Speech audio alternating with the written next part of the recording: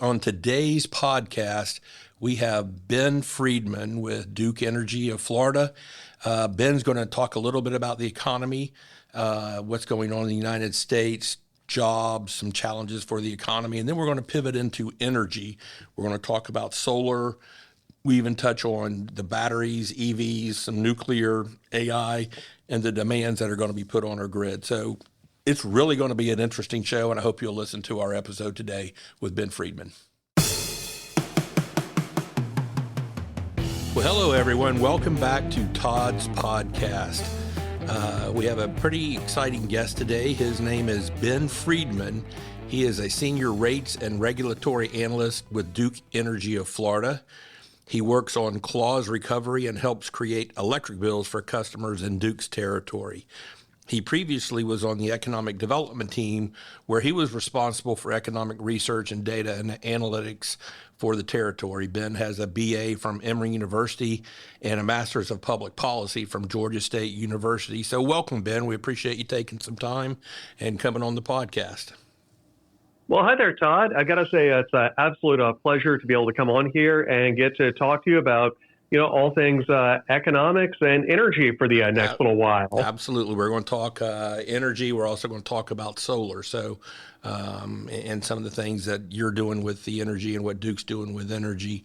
And, I met you, you had come to speak at our Saunders Land Conference beginning of this year. And that's where I got to spend some time with you in the back of the room. And I appreciate your personality and your approach, because when you say I have an exciting speaker and an economist in the same sentence, they don't always go together. So, hey, I try to make charts fun, right? That's right. And since this is audio only, we're now just verbalizing the whole way through. But, so I can describe, line go up, line go down. That's like 90% of what I basically put on slides, right? Absolutely. So we're going to talk about your new role and responsibilities and what you're now going to be doing. But I wanted to kind of hit some of the economic side first, if you're okay with that. Hey, no, that sounds great. Okay. So since I'm a realtor and we're broadcasting from our Saunders real estate offices, interest rates are, a big concern of those of us in the business. Those that sell houses, those that sell investment property. Interest rates really are a key to affordability. What do you think is in store for us with interest rates? What's immediately in front of us and, maybe end of the year, where do you think they'll settle, or do you think they've settled? Yeah, no, that's a great question, because, I think interest rates are probably the topic people are most concerned about in the economy right now. In general, there's a feeling that the Fed is going to cut rates. I think we got to watch out for a lot of people. They can get maybe overly optimistic about the Fed cutting rates. In general, I would say kind of the big picture consensus with it is we're probably going to have 2 rate cuts, looking somewhere in the neighborhood of like 50 basis points by the end of the year. That's kind of like reading the tea leaves from things like the Federal Reserve's dot plots. What I would generally tell people, though, is, don't get overly excited about cuts. And, particularly I would say with real estate, this is one of those where, again, if you need a couple of rate cuts to then try to make a deal pencil out, I would say step back for a second on that and maybe kind of reevaluate what you're doing, because I would say this is, again, the challenging thing is we're kind of stuck with inflation has been stickier than we would like, and it's not as low as the Fed would like. So when I say 2 rate cuts, what I would also kind of recommend as the word of caution is we might only get 1. So, in general, there's this feeling rates are going to go lower, but, you don't exactly want to take that to the bank, if that makes sense. Right. Well, do you think it may be a half a point total, a quarter and a quarter, or do you think maybe if they just do 1, they'll do a whole half and try and shock the system a little bit? I think they probably do a quarter and a quarter. Really, I think this is what's going to kind of like affect, and this is big picture, kind of the arguments that are going on in the Fed right now, to my understanding, is basically there are kind of some philosophical disagreements about how to handle tariffs with inflation, or basically how much do tariffs affect inflation, versus things like how tight the labor market is. And, in general, what's also kind of going on with a lot of this inflationary hangover we're stuck with, it's really tied to a lot of residential real estate prices. So, again, like the Fed, they have the unenviable job, I will say, of they're trying to balance a lot of stuff right now. And, when you mentioned shock the system, I think that's what they're afraid of, is that they really don't want to shock the system too much because, you put in, let's say, a really big rate cut all at once. You don't exactly know how that's going to like throw something out of whack. So I think it's more likely they're, again, probably going to do like more cautious, I would say, 25 basis point cuts, and then try to gauge how things go from there. Do you think all the conversation in the press about the Fed chair, the Fed governors, everybody talking about it, is that counterproductive? Should this stuff kind of not be done in the dark, but just make your announcement in public, and all the negotiating and the going back and forth, should that be all in public? Or are you okay with how it's happening now? I mean, I actually would say this is something, you look at the kind of the history of the Federal Reserve, and I believe this started in, I think it was in the 90s with Greenspan, is when they actually really started putting a lot more of the meetings and a lot more statements extremely public. Right. And the idea here is that if you put more information out there, the more information that goes out, the more it's incorporated into the market. So it's really kind of taking the idea of the efficient market hypothesis. And again, it's basically saying, look, the more information out there, the more it's incorporated in a bunch of decisions the private sector is making.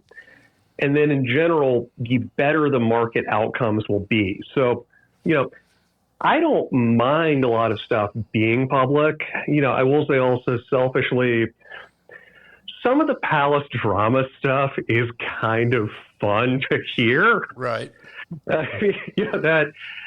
sorry, that's almost like the TMZ of economics or something, when you're talking about basically like a little bit of like infighting going on with like the various like boards and committees and everything.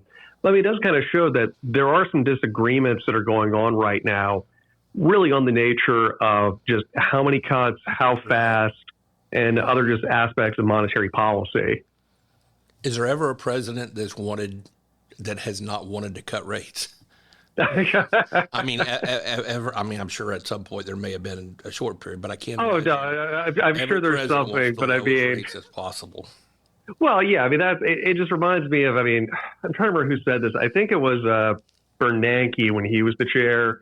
I mean, I'd have to like double check the quote and all, but I mean, he made the point that the Federal Reserve's job is they're kind of like policing the punch bowl at a party. I mean, I think a lot of people have heard this one of, the idea is once people are having too much fun, that's when, they have to cut back on, let's say, the bar, basically. Right. And I mean, I get it here in the sense of, any leader wants to have the best economy ever, all of that. But I mean, it's in general, you try to moderate stuff because, too much grows too fast from, let's say, low rates or from excess fiscal policy. That's when you start having issues with inflation in general. So that's, why you try to have this moderating influence, albeit, it's not as much fun as, let's say, cut rates down to zero and let her rip, basically. Right. Were the interest rates held too low for too long before, or? I mean, this is, okay, my opinion. So it's the whole, got to be careful with it. Right. I would say, yeah, probably. I think kind of, I mean, again, if you're going to look at, let's say, like big picture of kind of like macroeconomic policy, basically you have a lot of policymakers, economists who, coming out of the Great Recession, their general opinion was that really the U.S. didn't have enough fiscal spending and really we had pretty low rates, but not creative enough solutions for monetary policy, coming out of the financial crisis. So, that saying that, generals are always prepared to fight the last war. Right. That's, I think, kind of what happened with a lot of the COVID stimulus. And, again, is inflation better than an economic depression? Yeah, I think it probably is. Albeit it's a really, again, hard balancing act between if you're trying to have the Federal Reserve, Congress, and whoever else coordinate a fiscal and monetary policy. And yeah, I mean, they probably overshot some. Right. But you can look at the flip side of it is that, the United States had a lower unemployment rate and stronger GDP growth than, say, the other OECD countries or, basically other like rich developed countries. Right. So, life's all a trade-offs there, I guess. Folks, don't turn your radio off. Don't turn the podcast off. We're not going to be stuck in the weeds too long. I think that's about as deep as we want to go with interest rates and fiscal and monetary economic policy. Oh, come on. I could talk about interest rates all day, Todd. I know, but I need more than Gary Ralston and Don Ingram to listen to this thing. So let's talk a little bit about immigration and what you think is happening here. The Florida immigration of people, not illegal immigration. I think what I'm talking about is the migration of people to Florida for various and sundry reasons. We're growing I think crazy here. Yeah, I think it's a great topic because in general, a lot of Florida's growth is really powered by, it's people moving from other parts of the country. Mm-hmm. And with that, folks, they hate shoveling snow and eventually figure, hey, I'd rather deal with July heat than I would a January blizzard. So it's fascinating. And, I think what's kind of going on is the past Eli's few years. From Ohio, so he's rolling his eyes about this July and August heat. See? So I think the funniest is, the true, native Floridians, they're the ones who are the worst at dealing with the heat because they just grew up their entire lives in air-conditioned environments. That's me. Hey, my fiance is the same way. But I would say that, again, you look at what basically wound up happening. I think what's interesting is I've kind of made this argument with a lot of kind of the economic shakeups and same way it goes with demographics and all coming out of COVID is that you really took a lot of migration that was probably going to happen to Florida anyways, and we pulled forward the demand of it. Just accelerated it. Exactly. That's the, and I think there were a lot of folks who maybe they would have moved down to Florida from New York, Ohio, Pennsylvania, wherever.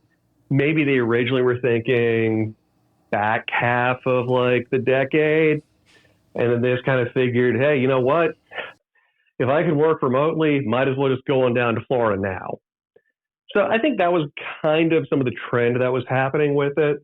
And it's interesting because, a lot of population data, it lags some, but we are kind of seeing that, I will say on the net, we've slowed down some in our migration.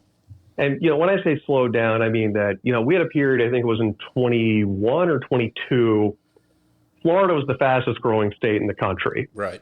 I'm saying slowed down in the sense that we're now only something like the third or fourth fastest growing state in the country. So, we're still growing.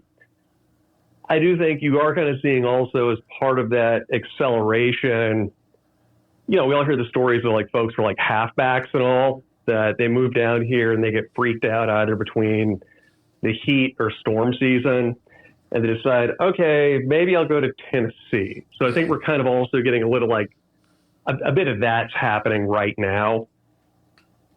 But that's the thing. Florida's population growth, it's really the economic engine that a lot of what goes on in the state depends on, I'd say.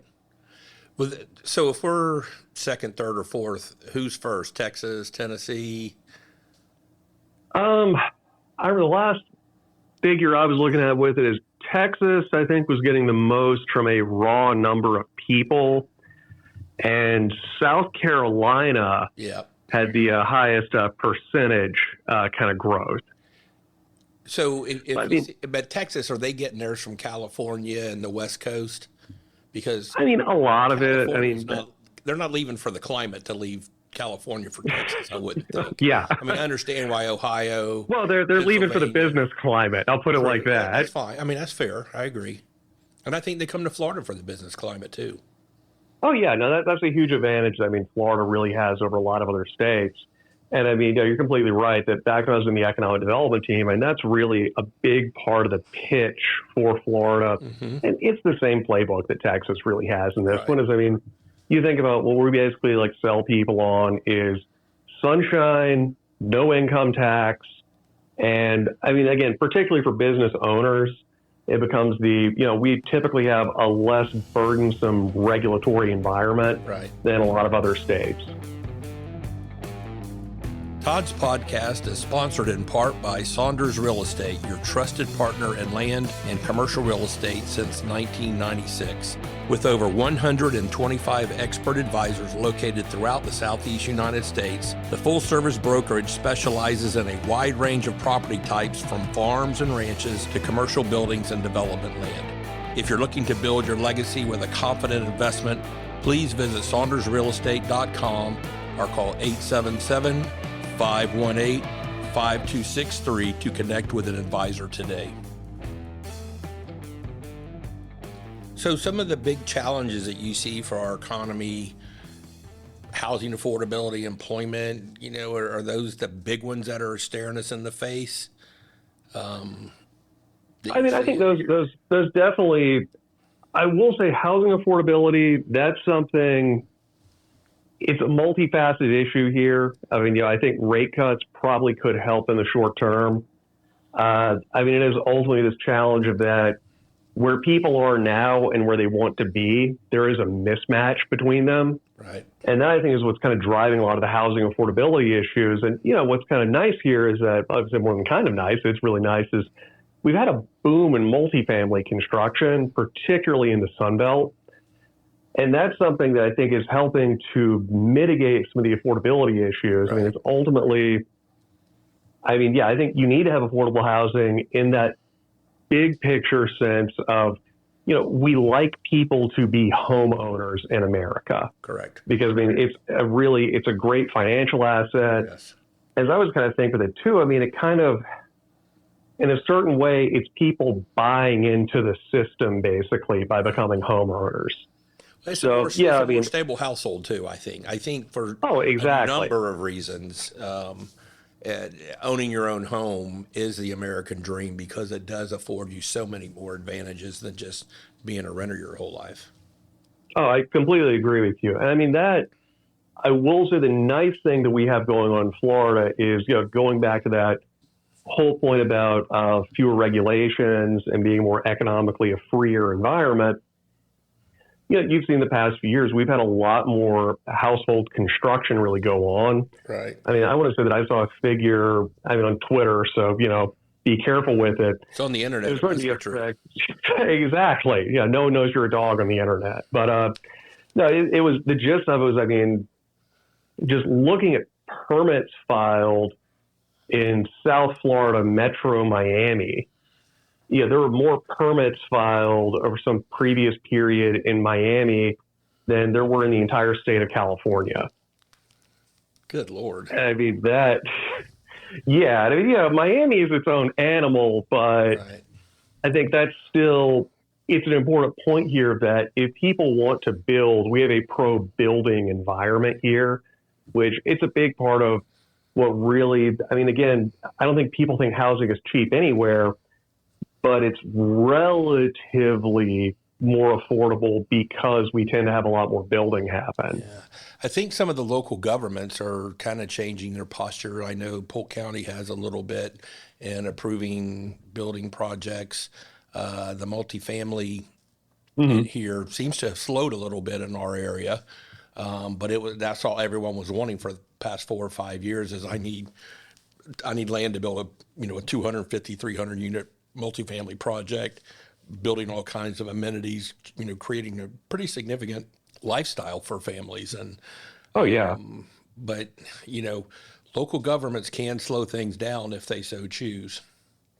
Yeah, I mean, I think that's one of your issues. I mean, I think it's, going back to the interest rates. I mean, I think also some of the bigger developers, I think they're kind of, I think they want to slow down a little bit just because, you have this like supply shock that hits the market from all the multifamily.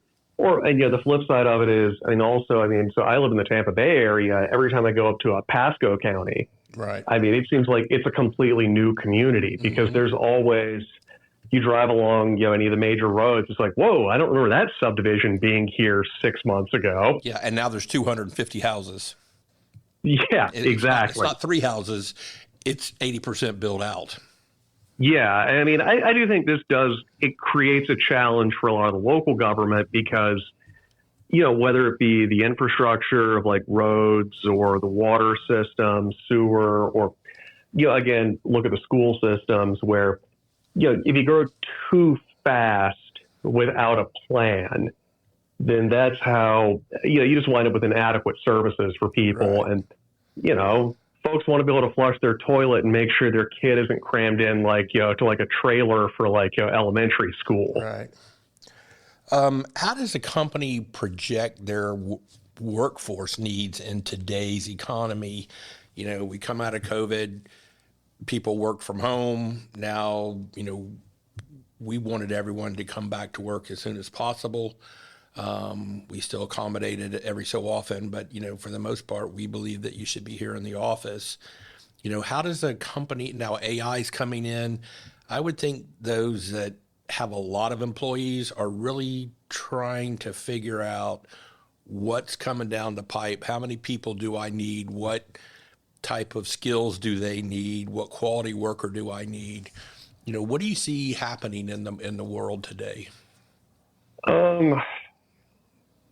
What I think about a lot of those labor force needs is, you think about was the old curse, may you live in interesting times.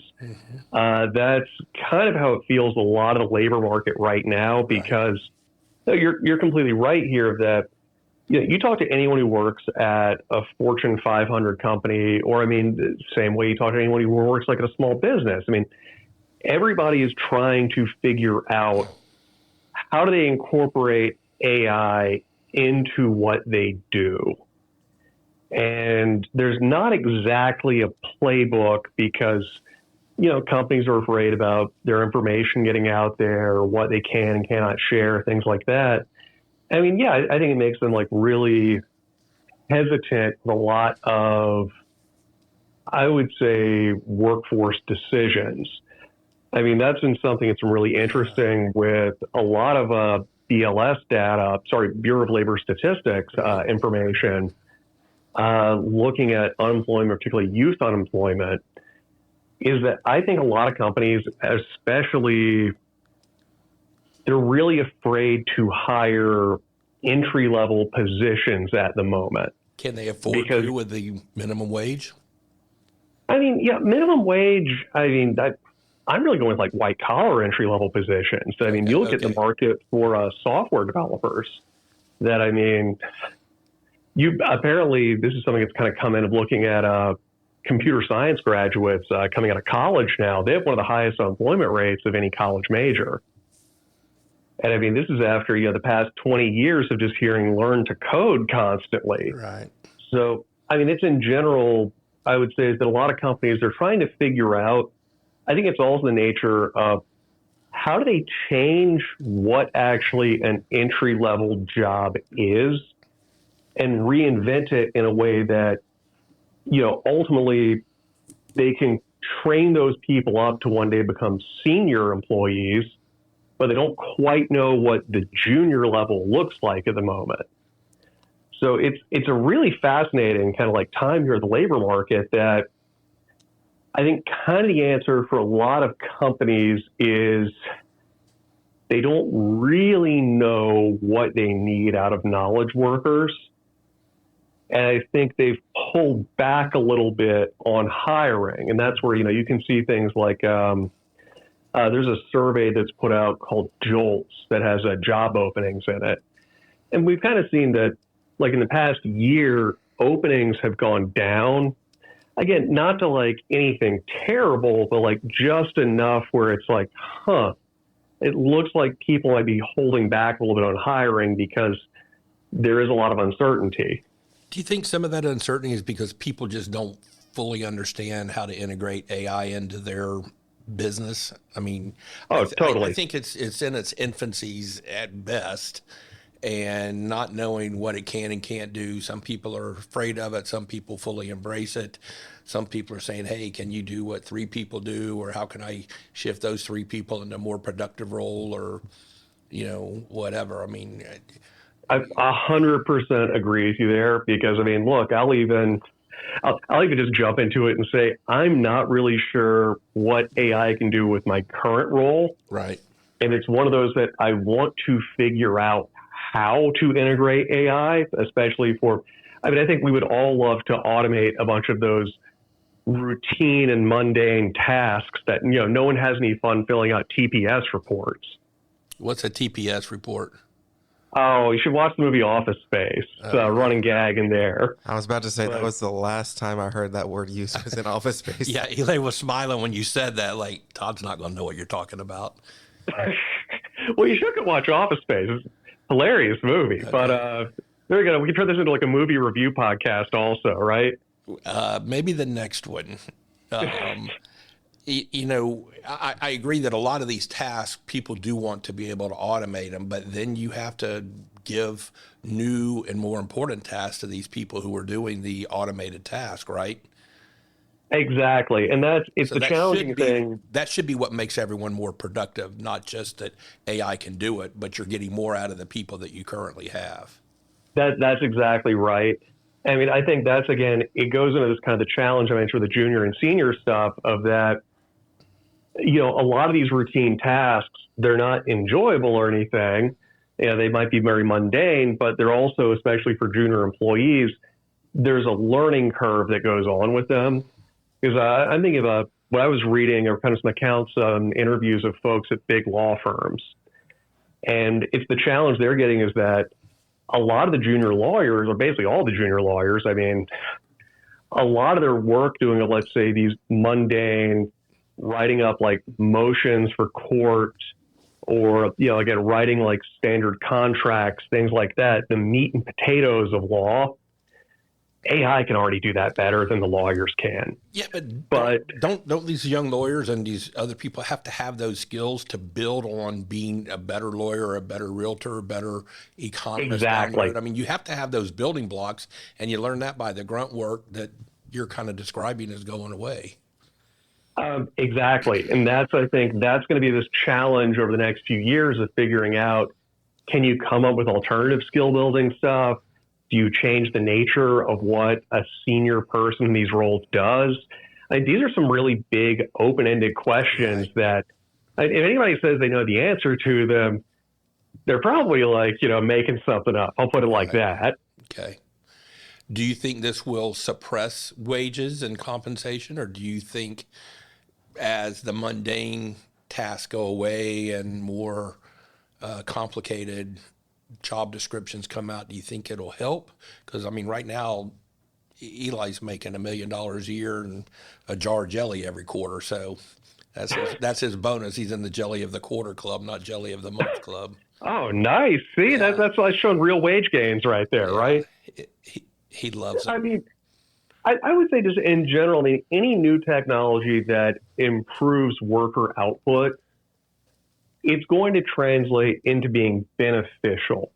Now, it might not necessarily be directly higher wages, but, let's say if you're in a competitive market, competing against other companies for providing like a good or a service, anything you can do to cut costs is probably going to get sucked up into becoming lower prices because of the market competition. Okay. So we could wind up in a situation where there could be some form of AI deflation for lots of goods and services, which, I mean, again, is not quite the same as giving people a pay raise, but if stuff costs less, then your dollar may go further. It's an effective pay raise.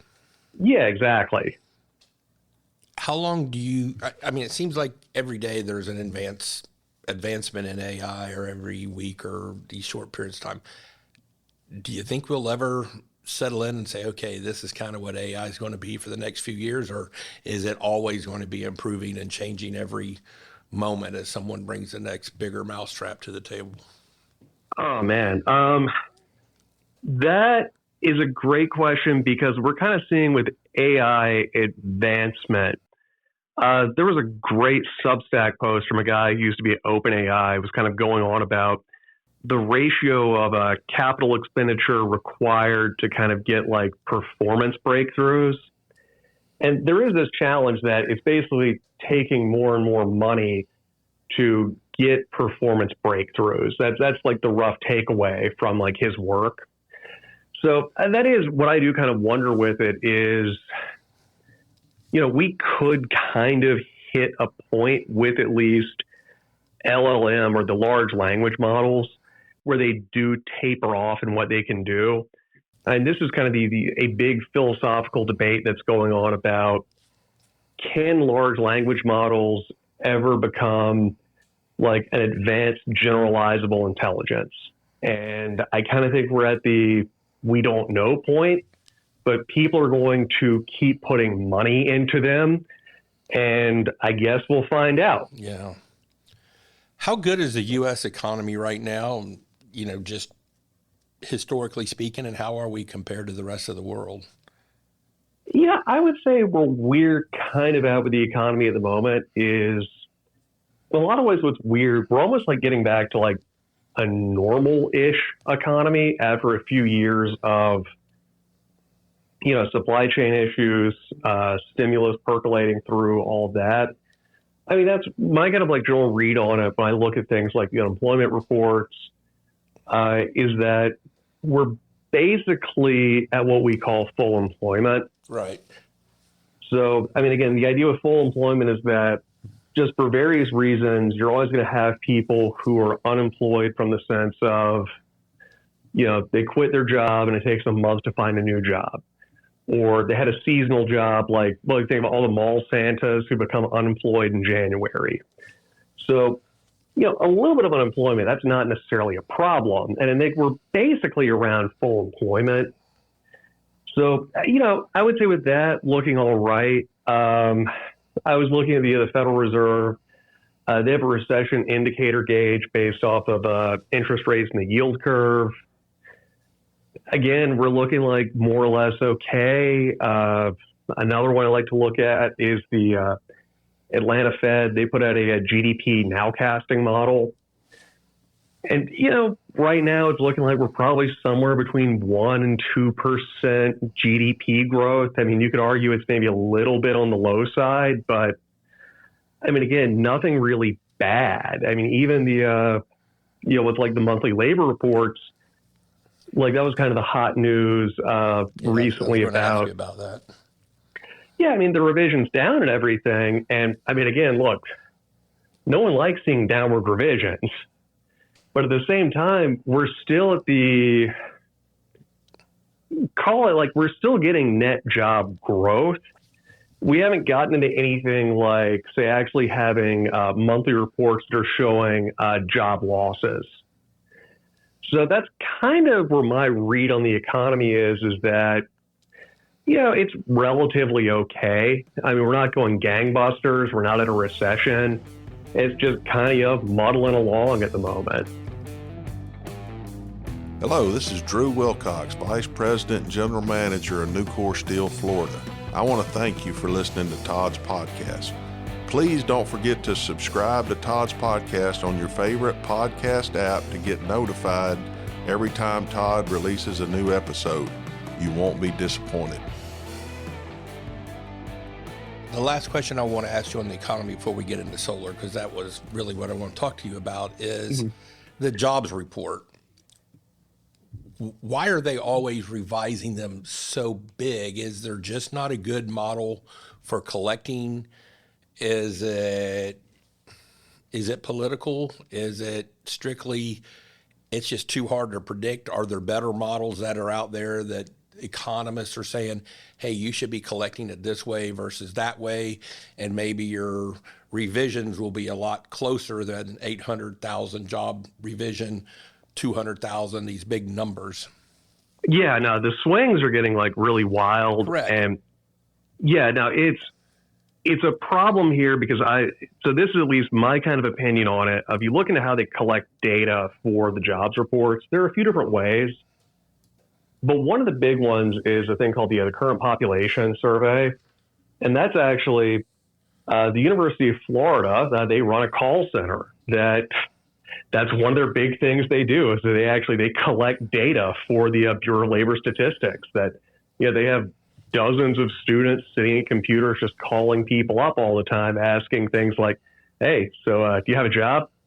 Oh, cool. What do you do? Yeah, that type of stuff. So it's that unscientific.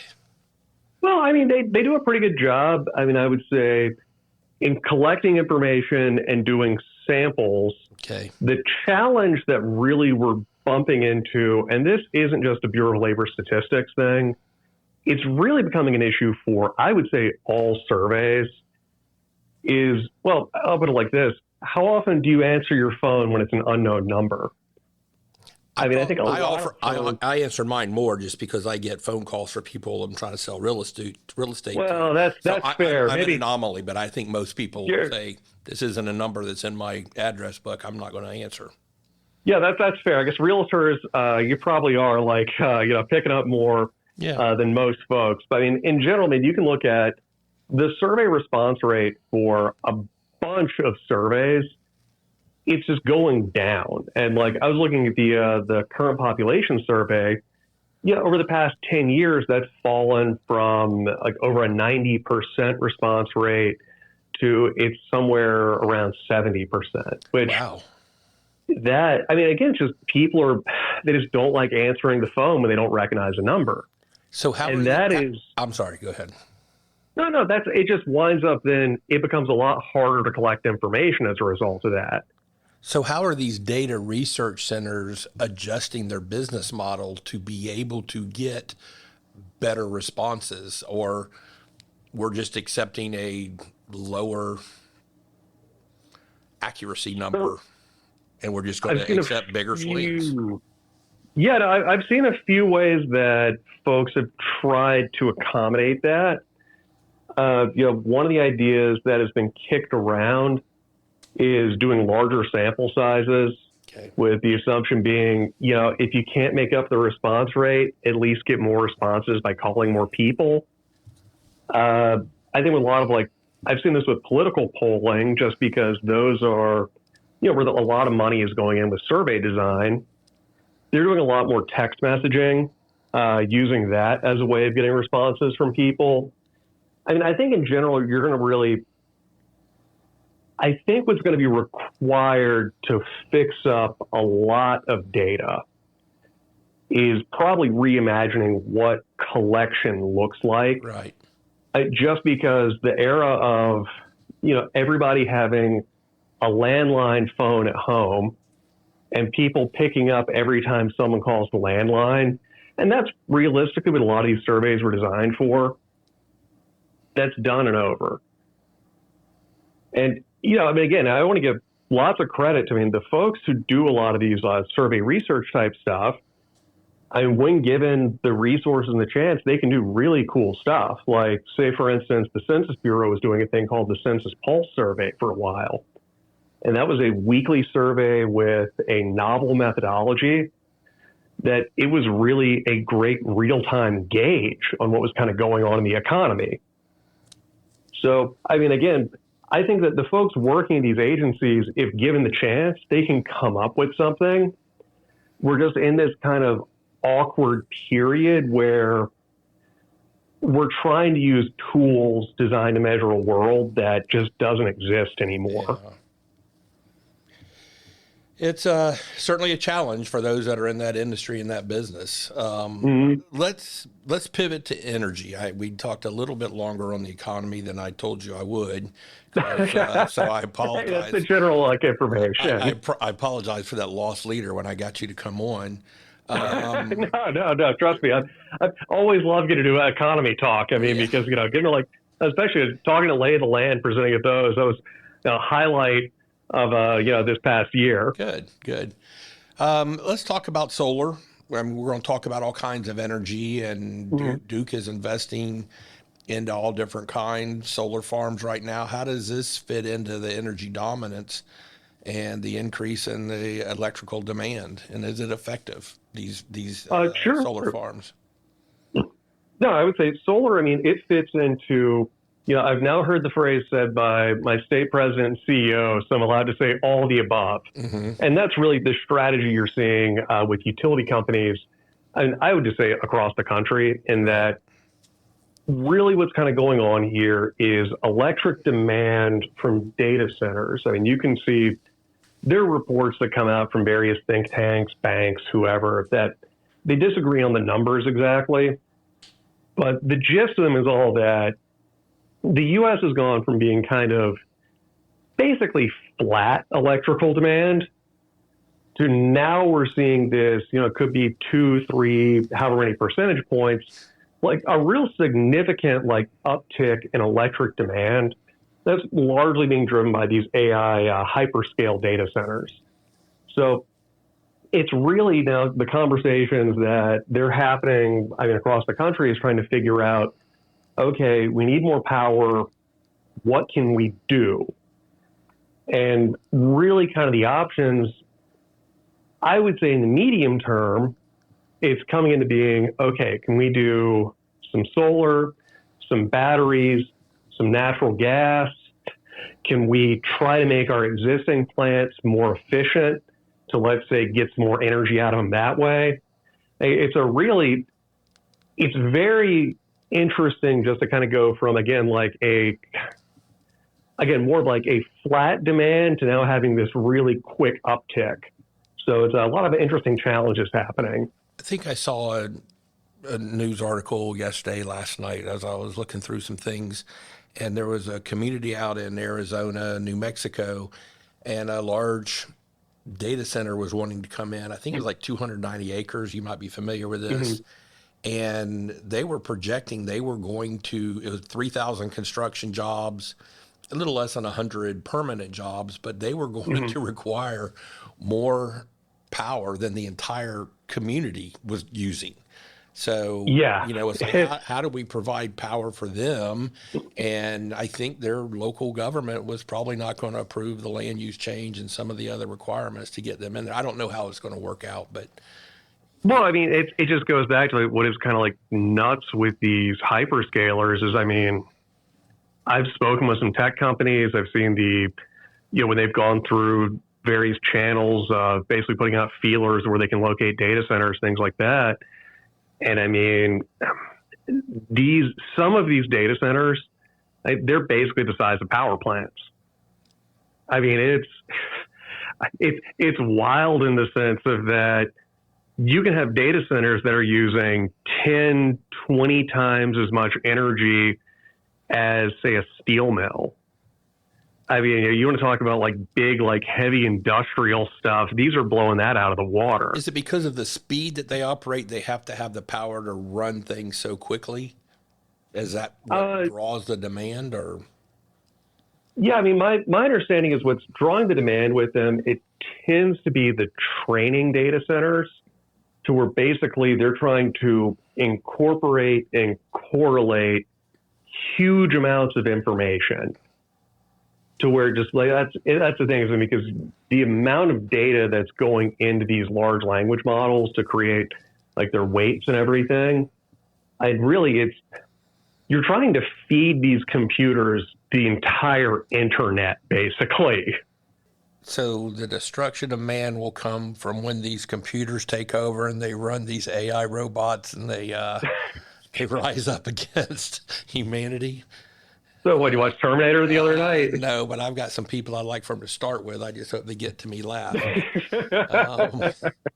What percentage of the energy creation is solar, do you think? Or maybe you just know what Duke's is, or maybe you can talk in generalities, at least not specifics. I'd say generalities. It's a little challenging because it's kind of growing every day around the country. But I mean, in the United States, I believe we're in single digits for solar. But I mean, again, it's picking up. I mean, if you were to look at, say, like the Energy Information Administration, you can see maps of new energy generation projects in the U.S. And I mean, it's mostly solar that gets built. So I mean, in Florida, I think based on kilowatt hours, I think it's around 7-8% of ours. I mean, of course, sunny weather helps. Right. And I mean, again, it's one of those that we have expansion plans with it because ultimately, I will say what we like about solar is that it's gotten to this point where it's really, compared to other generation sources, it's quick to hook up to the grid. Yep. And the other nice thing about it is the prices on solar have really decreased a lot, say, in the past, 10 or so years. Of the panels and the energy collection source, is that the price that you're talking about?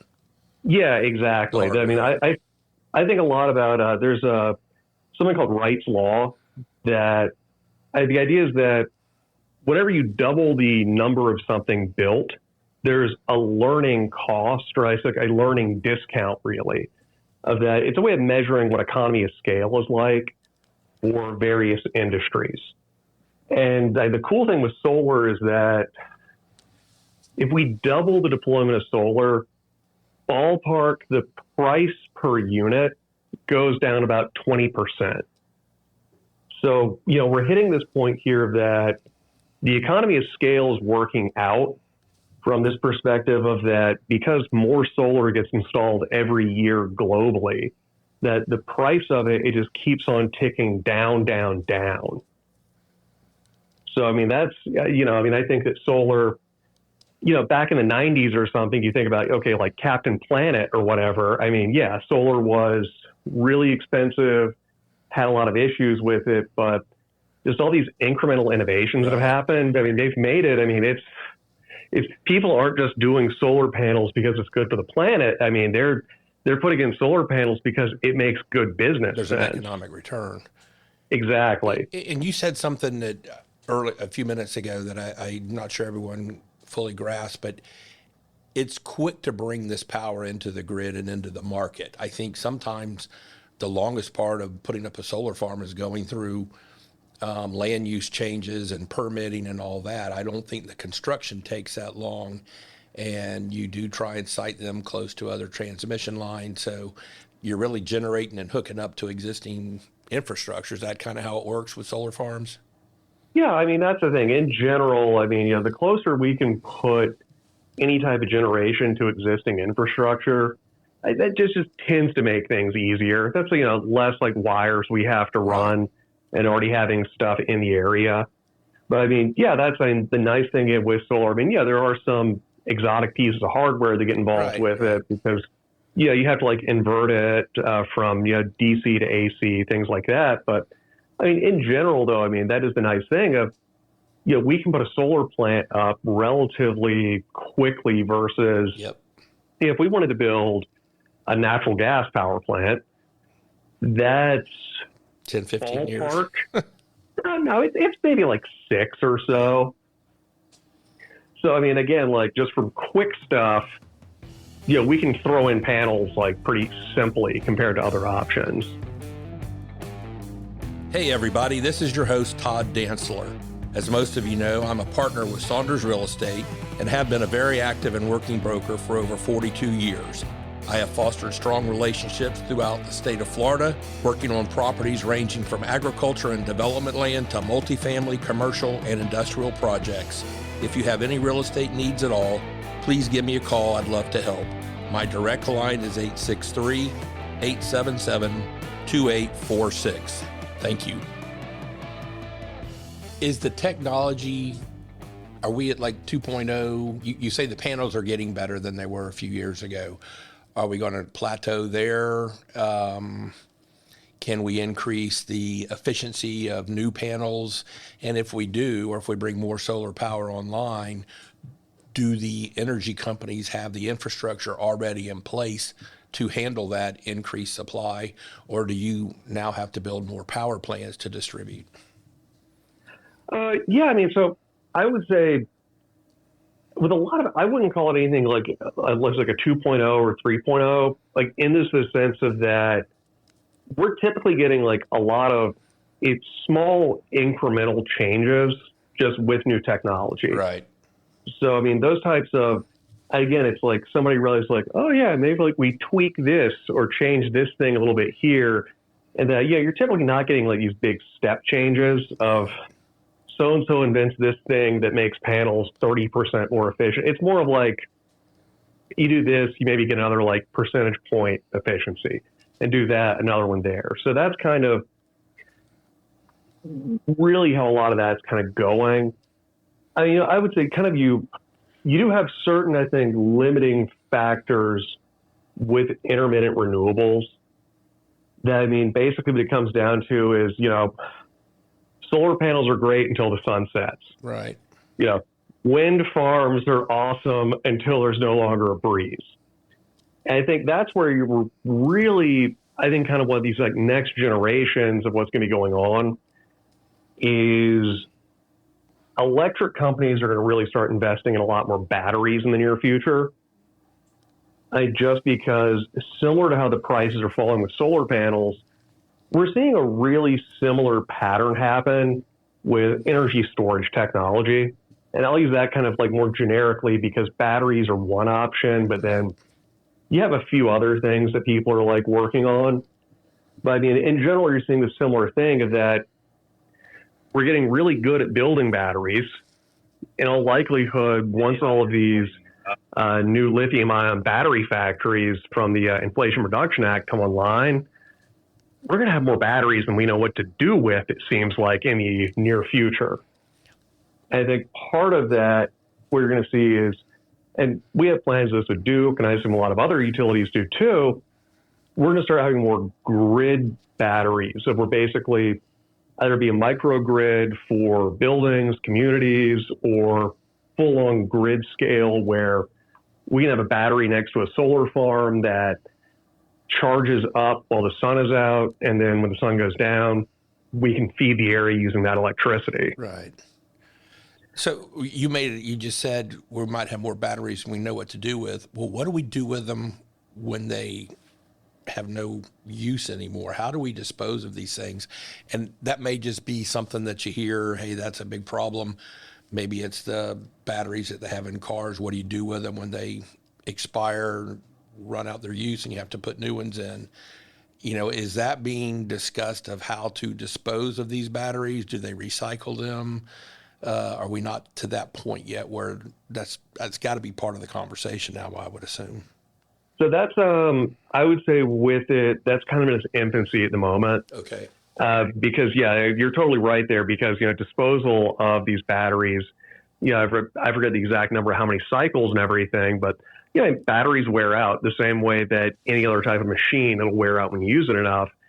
And I think that's one of those, it's kind of a future industry here of that, as more people, let's say, get electric cars, the electric cars get old, things like that, we're going to start figuring out how to do better lithium ion, either disposal or recycling.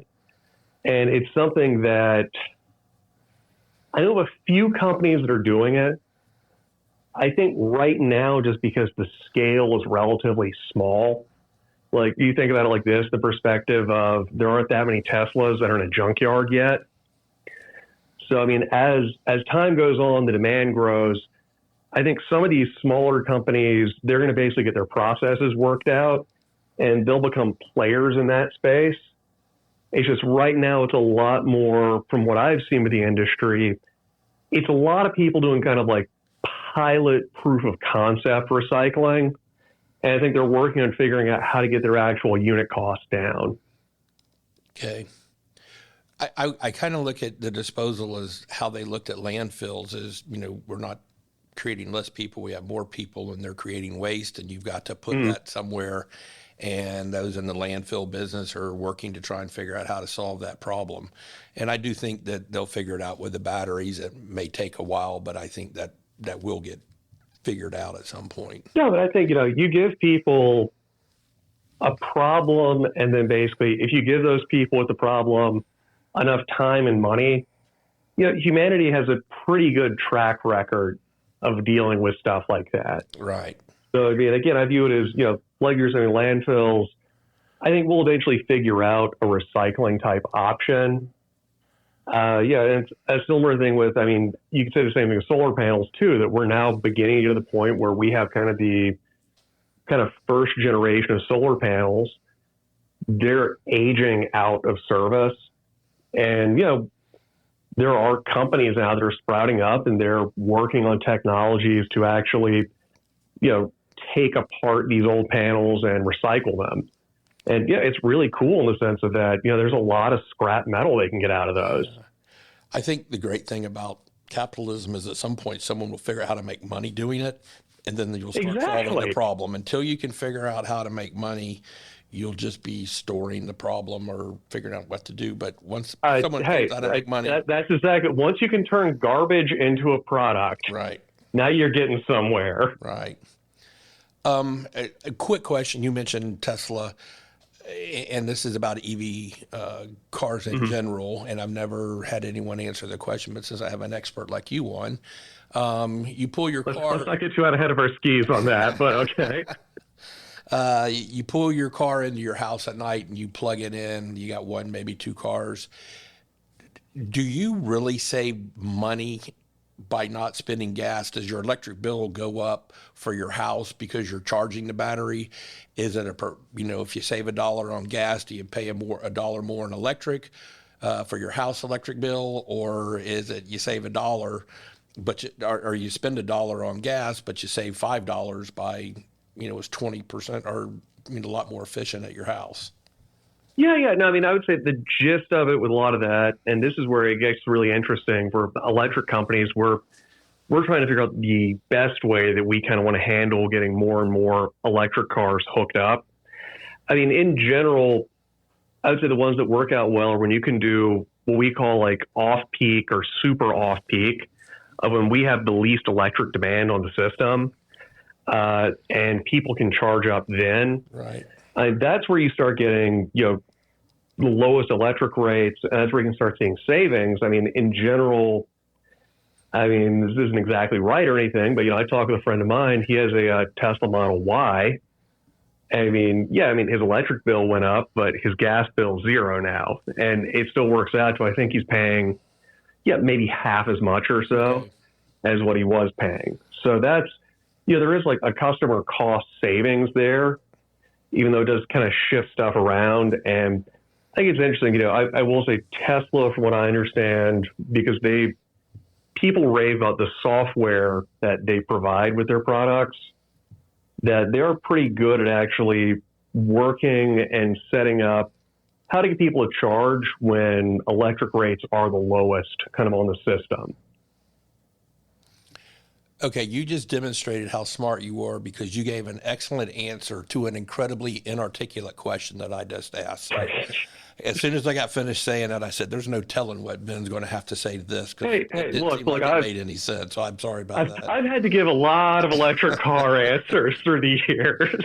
Well, you're now equipped to talk to third graders after talking to me on this. Can we talk about nuclear for a minute? And we're kind of drawing to a close. You've been very generous with your time. What's going on with nuclear? And it seems like people are talking about it again. Political leaders are talking about it again. Do you see that in the future? Are they creating nuclear power plants that are engineered, designed differently so they're smaller, more efficient? Or, that's the extent of what I know on nuclear. Yeah, no, that's a great question because, you're absolutely right that there's a lot more interest in nuclear that's happening now, compared with like any time like in my life. I would say what's kind of going on with it is where a lot of the companies are basically trying to figure something out is, you're right. You were saying like with smaller, they're called like small modular reactors, where the idea being instead of building, say, like a huge nuclear plant, like what people think of in the sense of like, where Homer Simpson works, for example. I was thinking Crystal River, but you want to do Homer Simpson. I'm okay with that. Well, yeah, or like a Crystal River, or I'm from Georgia originally, so we got up in Baxley. But I mean, with that stuff,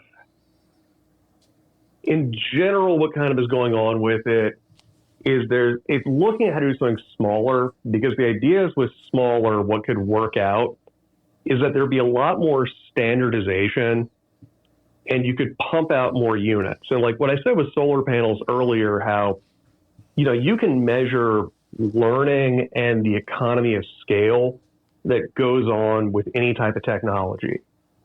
And, you could argue a challenge with nuclear plants has historically been if people are building really big one-of-one designs, they don't get that economy of scale. Very expensive. Yeah, like everything's a custom job. So, it's a challenge there. So with SMRs, there are a lot of really interesting nuclear startup companies that they're trying to figure out how to work out a bunch of, we'll say the kinks and designs, how to iterate, do things faster. And, Duke actually is even doing a partnership with a company in Canada right now that actually is working on trying to get, more of like a prototype, I believe, kind of like a unit going up there.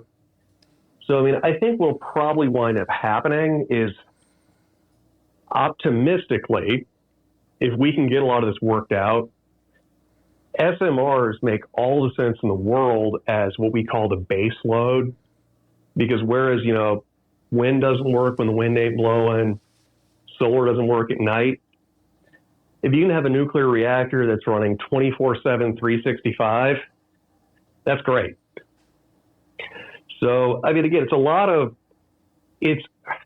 I think it's kind of further out than we would like, but there are a lot of really smart people who are doing some really cool stuff. Working in the reactor space at the moment. So, as we kind of wrap up here, it sounds like Duke's approach is an all of the above type thing, and it seems like all the energy companies are going to have to adopt an all of the above if they have the capacity to do that. There's not one solution that's going to fit for everything, that we do have to have and all of the above, and we take a little bit of the good from all of them. Is that kind of how I'm hearing? No, exactly. That's the thing. I like to say I'm not really a big believer in silver bullets. I'm a believer, though, in silver buckshot, and that you can take. Sorry, I like that. Oh yeah, like I say, there's usually not one big solution to anything, but there are a lot of little solutions that, again, each one on its own may be kind of small, but you start adding all those up together and you start making some really good progress. Is there anything, I know we didn't really get into natural gas turbines. Is there anything else that we didn't talk about that you say, hey, I really wanted to touch on this, Todd, because you've been very generous with your time again. Oh, I mean, I'll just say, I know I did want to mention a little bit of the turbine stuff. Yep. I will just say that there's some really cool technology that's coming out of that. We're probably nationwide, I don't want to single out any one company. That's going to wind up probably being the bridge fuel kind of for the future. The natural gas. And exactly. And what's going on with the technology advancements there, I mean, basically they're doing almost like jet engines that generate power that run on natural gas. It's very cool stuff. And super efficient, very clean. So it's just something that, again, really a good thing to be excited about, I would say. And, I would maybe even stepping back with a lot of, I would say it's in general my kind of view, whether it be in power, AI, or really a lot of other things. I mean, I'm a tech optimist, and that really it's, if we want to solve a lot of the pressing issues in the world, if we want to have higher standards of living, I think along those lines, and really it's technology that's going to make us more efficient, that's going to make us wealthier, that's going to fix a lot of problems. And it's an exciting time in the energy space because, we're seeing a lot of new technology and a lot of new challenges that we just historically haven't dealt with in a long while. Well, I think the innovative nature of our country, the innovative nature of your industry and of the American spirit, it will figure out how to start solving these problems. I think with me saying that, we're probably 20, 30 years behind the solutions that are already coming out now. So I feel very optimistic, as you do. I appreciate your take that you're optimistic on the technology side as well. I think that's very, very important. Oh, no, definitely. I mean, tech is, I think, really economic growth depends on better and better technology. Eli, you got anything? Did I leave out on your end? Nope. Just go watch Office Space. It's a good movie. I will go watch Office Space, and I will try and figure out how to do that. So I appreciate that. Ben, thank you very much for coming on, talking about what's going on in the world, of the economy and interest rates, and also what's happening in the energy field, of which Duke is certainly one of the leading groups. We appreciate your input. Thank you for coming to our land conference earlier this year.